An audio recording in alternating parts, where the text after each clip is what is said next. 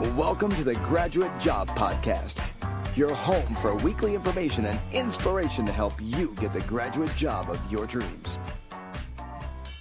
Hello and welcome to the Graduate Job Podcast with your host, James Curran.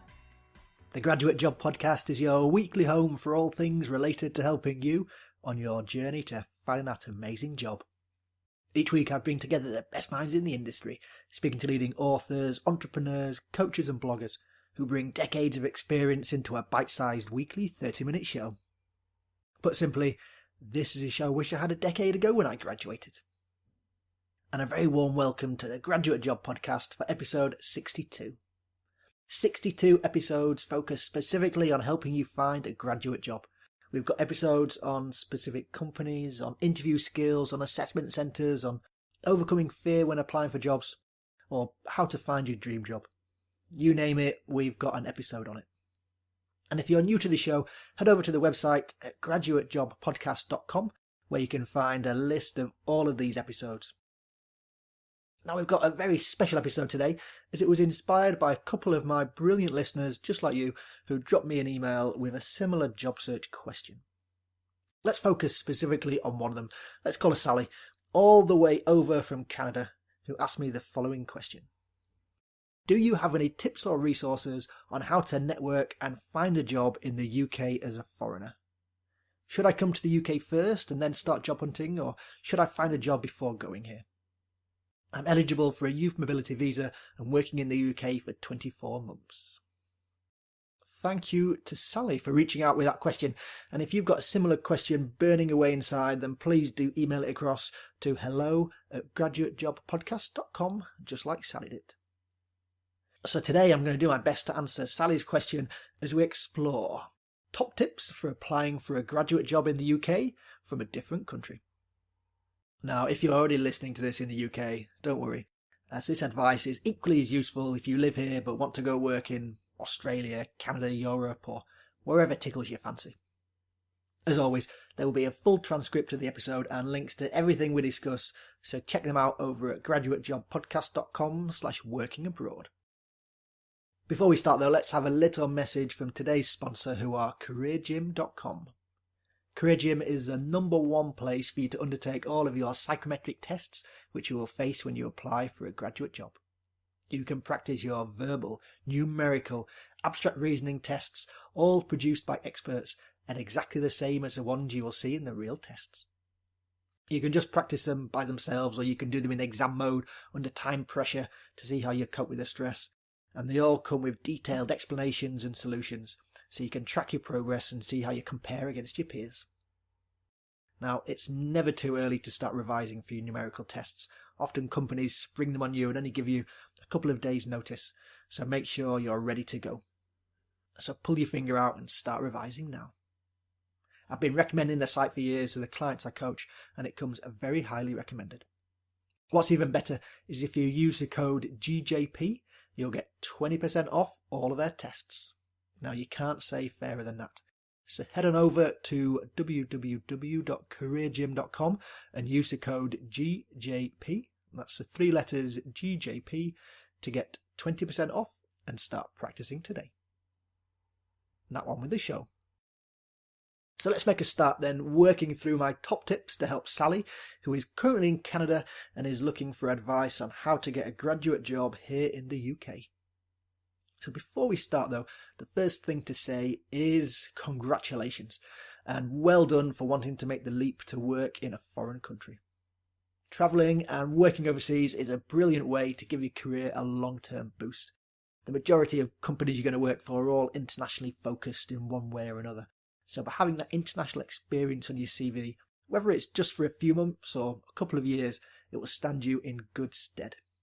So dear listeners, get inspired by this episode, dust off your atlas and raise your standards and start thinking about a stint abroad and where you'd like to go.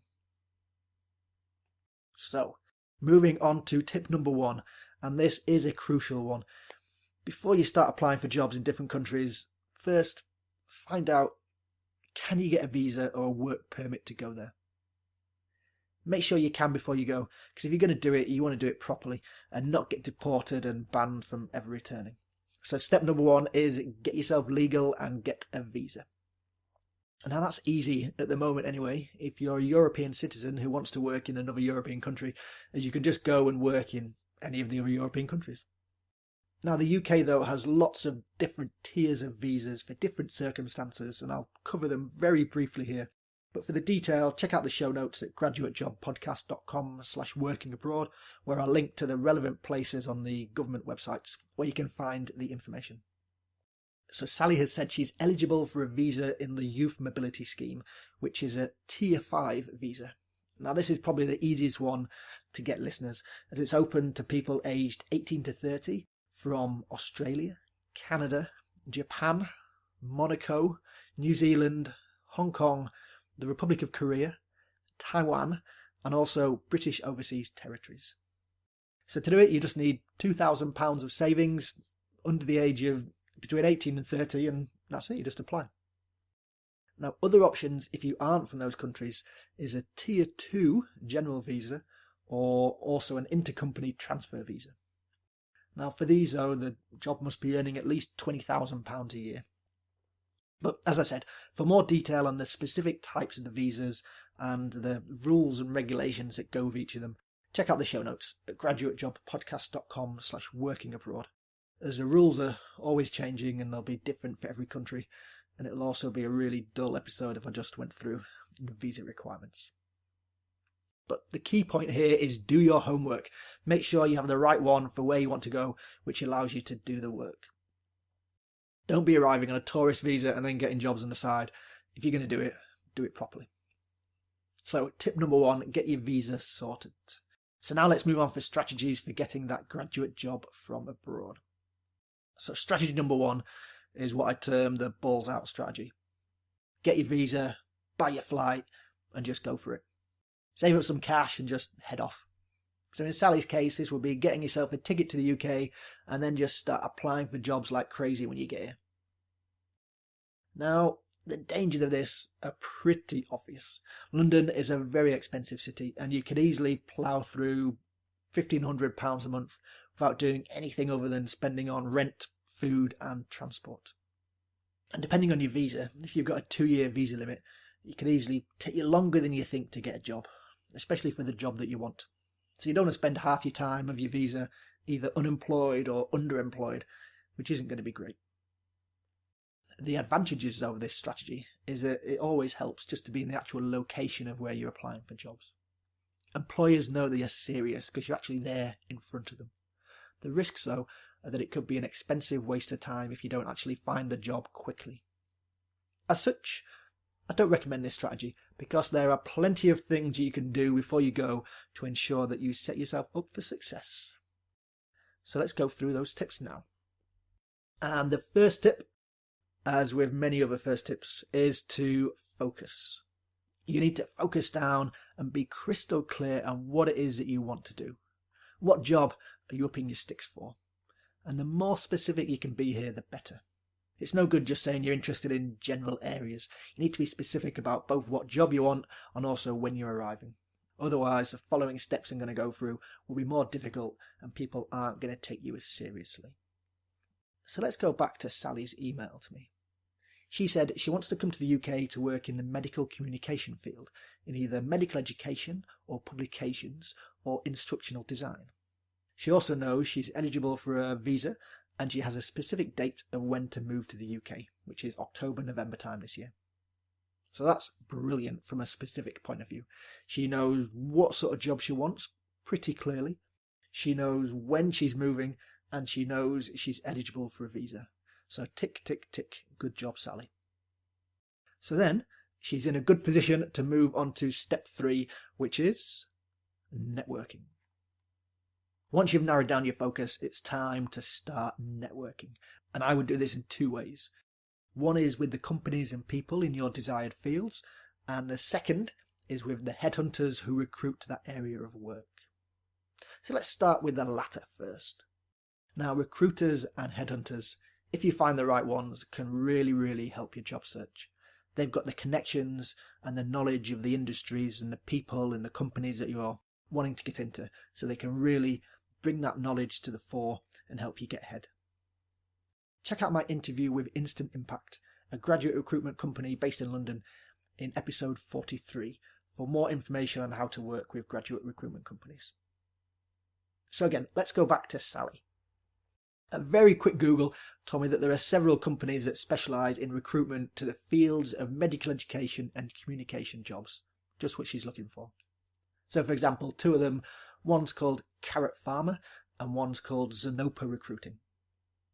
Now, that's not really much use to you unless you're getting into the medical communication field, but my point here is that no matter what niche you're interested in, whether it's advertising, marketing, consulting, engineering, oil and gas, circus skills, whatever it is, there will be a recruitment company that specialises in exactly that field and in employing people into that field. Or, more generally, there are more general companies like Instant Impact who work just with graduates and helping people get a graduate job. So no matter what industry you're looking for, have a look for the recruitment companies that recruit into that industry. The next step then is to reach out to them.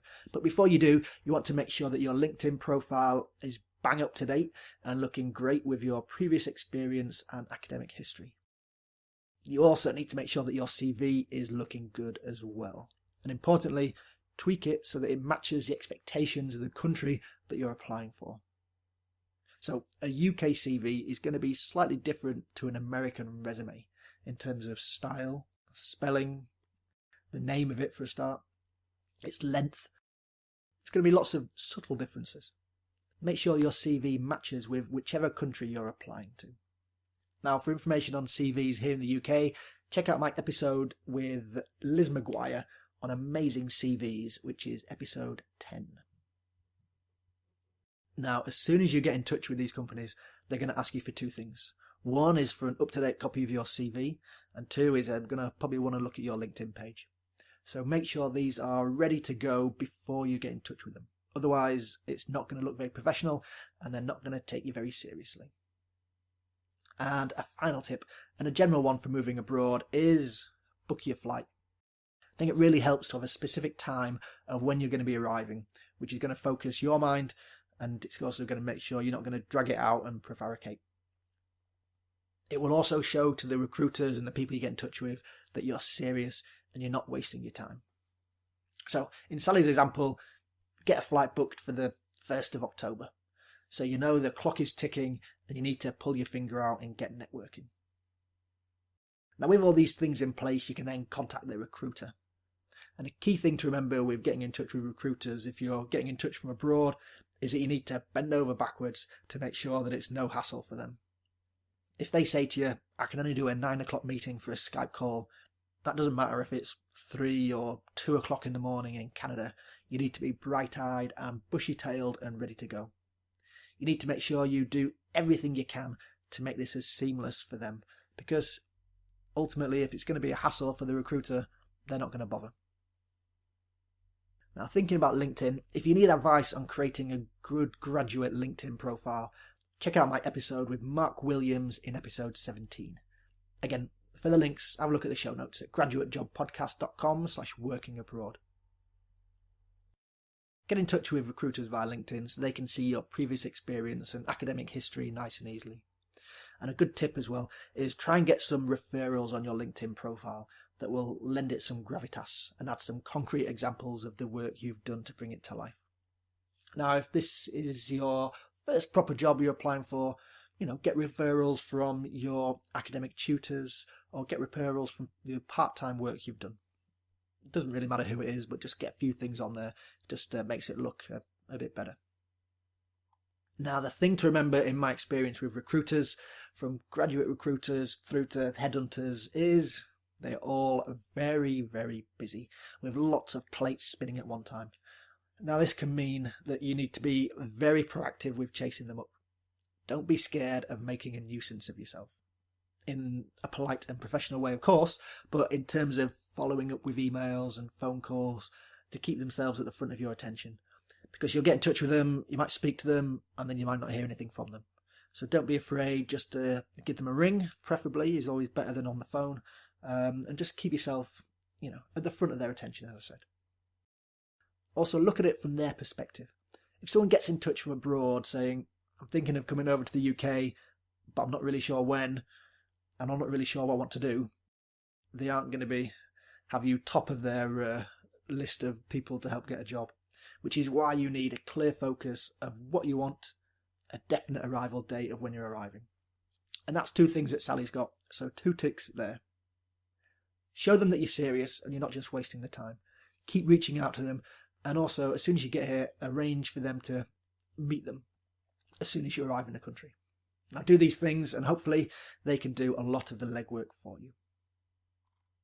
Now building on from this is doing the networking yourself. Now this is a lot easier than it's ever been before with social media, and you can connect with people that you never would have got in touch with or had the opportunity to get in touch with before. The 3 key things you want to be utilising are LinkedIn, Facebook and Twitter. So use them for your advantage. Now let's break it down with Sally and some advice for her specifically that will also help you. So how can she begin to network in the UK from Canada in the field of medical communication? So the first place I would start is by asking the brilliant networking question from Richard Morn back in episode 3. Again, links in the show notes. You know it by now, people. graduatejobpodcast.com/workingabroad. Now, Richard's, it's a really good episode, that one. Make sure you check it out. Richard's key question was, who do you know who? So for Sally, that would be, who do you know in London that can help me? Be that find a job, find accommodation, whatever it might be. But who do you know who is such a powerful question. Ask them, do you have any contacts with people who work at the desired companies at the moment? Do they have any contacts in the UK that they can just put you in touch with more generally? Now, the first and most obvious and best place to start is simply by asking your friends and colleagues. Now, depending on your work situation, if your colleagues don't know you're looking for another work, especially abroad, that might be a difficult question to have. But again, it's one to take on a case-by-case basis. Next is internet research. Who are the major players that you want to work at? Find the top 5 companies. And again, focus is again the key, because you don't want to go with 20 companies and then get overwhelmed in just the amount of research you've got to do. So start with just the top 5, I'd recommend.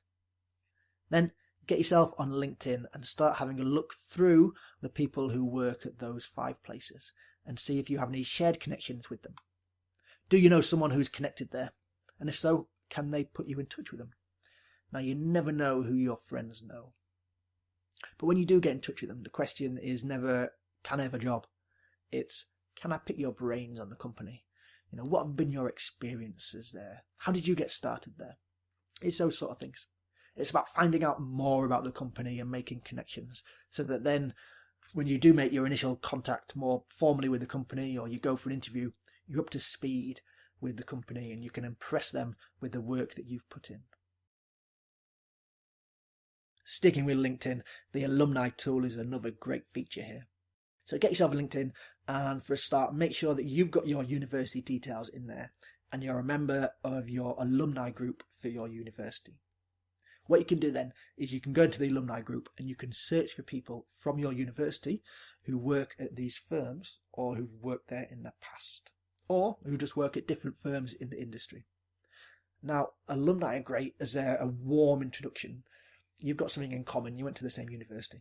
And in my experience, people are always happy to help. Now, for getting in touch with people on LinkedIn, there's a premium service to use, which is their in-mail function. Now, you've got to pay for this, but you can get it free for a month. So what I do is sign up free and then spend a month getting in contact with people and networking like crazy. And then once you've sent your initial message to them and you connected with them, then you don't have to pay to message them. You can message them normally. Now remember, as I said, this is crucial. You are not asking directly for a job. As I said before, it's a position of asking for advice and making the switch to the firm. Do they have any advice you can share? And I said, often in my experience, people will be more than happy to have a quick chat. Now, another good one to use is Facebook, to see which of your friends or your friends' friends work at the companies of interest. Now, the way to do this is as follows. Click on Friends in the top toolbar, and then you can click on Find Friends. That'll then give you some options down the right hand side. And in the search for friends section, what you do is you enter the desired company. So what you do then is you type in your company, whatever it might be, and this will return a list of people who work at that company. And usefully, it highlights any mutual friends that you have in common. So then simply hit up your friends for an introduction. Now, it might come to nothing, but you never know who your friends know. And it could be a crucial contact into your desired company. Well worth a shot. Now, it goes without saying, this is always easier if you're applying to bigger companies than smaller companies. So if you're applying to a big global accountancy firm which has 50,000 people around the world, there's more chance of finding someone you know. In Sally's situation, applying for smaller niche companies in medical communication in the UK, there might be a smaller chance of her knowing people who work there. But if you don't try, you'll never know. Now, if that description was far too quick, head over to the show notes at graduatejobpodcast.com/workingabroad for the full transcript. Finally, on networking, the next one to use is Twitter.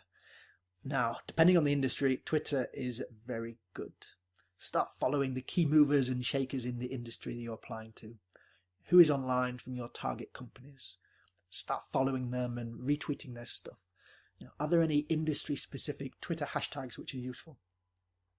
For example, in the TV industry, people use the hashtag TV jobs for highlighting any jobs that are going, or media jobs. In the public relations industry, people use a hashtag PR jobs. In the UK, there's a more general hashtag of grad jobs or graduate jobs. So what are the useful ones you need to be following to keep up to date with the latest job opportunities? And again, when you do start following people and interacting with people, it's just about building connections, getting that knowledge of the industry and soaking it all up. So that when you do get asked a question, which you guaranteed you will, no matter what industry and you're applying for, is why do you want to work for us? You'll have a whole host of things to talk about. I love the thought leadership pieces you have done on X, or I know you've just won a piece of work with Y, which, could be a really good client to work for. Now, whatever it might be for your specific industry, it's up to you to do the hard work and to find it out. And finally, on networking, one other theme to mind from a networking perspective is your national groups and the networking associations they have in your desired city. Sticking with Sally's example, a quick Google tells me that there are a load of Canadian expat groups in London, the biggest of which has over 3,000 members and meets up weekly at the Maple Leaf pub in Covent Garden. Now, I hope they don't all turn up at once, as it's only quite a small pub. They also run loads of other Canadian-themed events like ice skating and things like that. Now, from a networking perspective, this is more useful for when you actually get to your country. But no matter what your nationality, when you do arrive in your desired country, hook into these expat groups, as these people know what you're going through because they've been through the same thing of moving to a new country, and they could really help, even if it's only with homesickness. But when you get there, ask them the question, who do you know who? And again, you never know what help they might be able to give you. So that's networking ticked off. Let's move next on to skills. Now, the UK job market is very competitive, but aren't they all? Now, depending on where you come from, employers are going to be looking for excellent English language skills as a given, a good academic record, and also, if you have it, work-related experience and skills. Now, as a Canadian, Sally isn't going to have to worry about English language skills, apart possibly from overuse of the term a boot. Boom, boom. But don't forget to turn your internationalisation to your advantage. Coming from a different country, you're going to have a load of different skills which are going to be a big advantage to you. So think about what sets you apart as an international graduate. What skills are you going to be bringing with you? Whether it's speaking different languages, enhanced numeracy skills, experiences of working in different countries. Now, the other candidates you're going to be competing against aren't going to have these, so don't be afraid of bringing them to the fore in your application. So moving on now to actually applying for the graduate jobs themselves. One thing to keep in mind is, when does the graduate recruitment happen in your desired destination? Here in the UK, the graduate recruitment tends to happen at a specific time of the year. The applications open in September, October time, and then tend to close around the February-March time. And this is known colloquially as the milk round. Now, some of these graduate schemes will close well before Christmas, so don't hang about with your applications. And if you are aiming at these big firms, just keep these dates in mind, as there's no point rocking up in June if all of the graduate schemes have shut. Keep in mind, though, that although these firms are huge and they take on a lot of people, they only account for about 10% of the whole number of graduate jobs each year, with 90% taken up by thousands of smaller firms who you've probably not heard of, who aren't household names, but collectively recruit hundreds of thousands of graduates each year. For Sally, though, it sounds like she's applying to smaller firms who might not be operating within the milk round window. But whatever field you're applying for, do keep these dates in mind. So having narrowed down the focus to the top 5 companies you really work for, check out their recruitment pages themselves. Do they have any current graduate jobs open which they're advertising for? Again, before you get excited and start applying randomly, I recommend getting in touch with these companies first before applying, especially if you're still abroad, and explain your situation and when you're going to be arriving in the country. Now, you can network remotely all you want, but ultimately, at some point, you're going to have to properly invest in the process and get on a plane. People are only really going to take you seriously when they can see the whites of your eyes sat in front of them.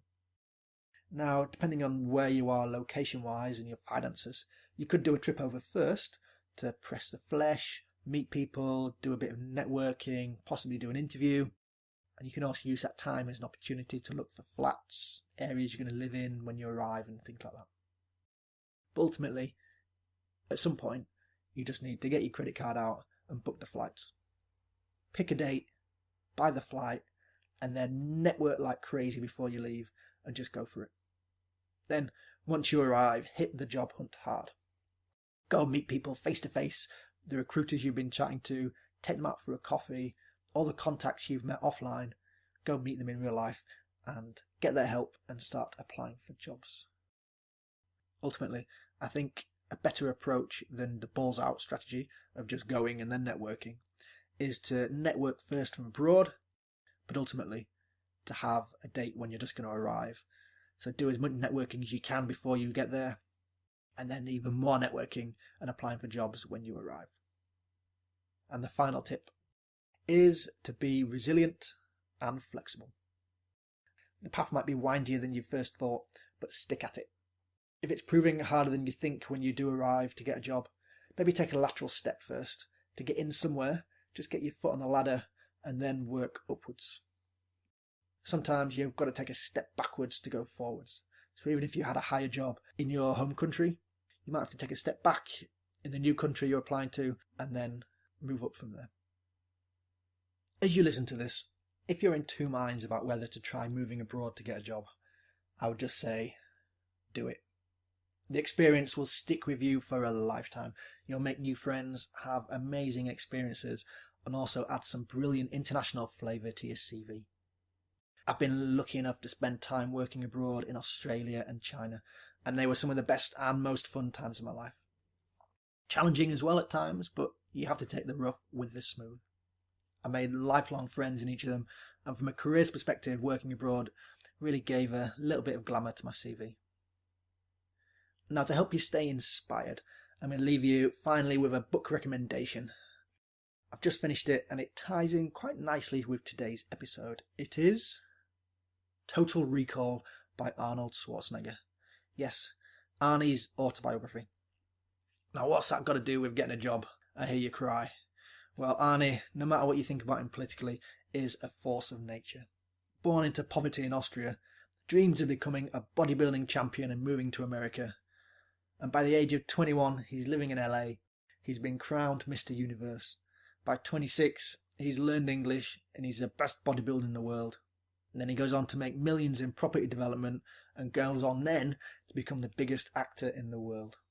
All from having a simple dream that he wanted to move abroad. Read it. I guarantee you will be inspired and also impressed at just how he goes about setting his goals. So there you go. That draws episode 62 to a close. I hope you found it useful. And if you have a job search question you would like to ask, drop me a note, just like Sally did, to hello@graduatejobpodcast.com. I would love to hear from you. If you are enjoying the shows, you can thank me by leaving a review over at iTunes. It helps to keep me high in the rankings, and I will be grateful forever. So thanks this week to listener Millie, who left a short and sweet review saying 5 stars, I love the show. Thank you very much, Millie. Make sure you check out the show notes at graduatejobpodcast.com/workingabroad for all of the links and a full transcript and lots of other goodies. Do join me next week when I discuss how to pivot and change the direction of your career after university. It's a goodie. I hope you enjoyed the show today, but more importantly, I hope you use it and apply it. See you next week.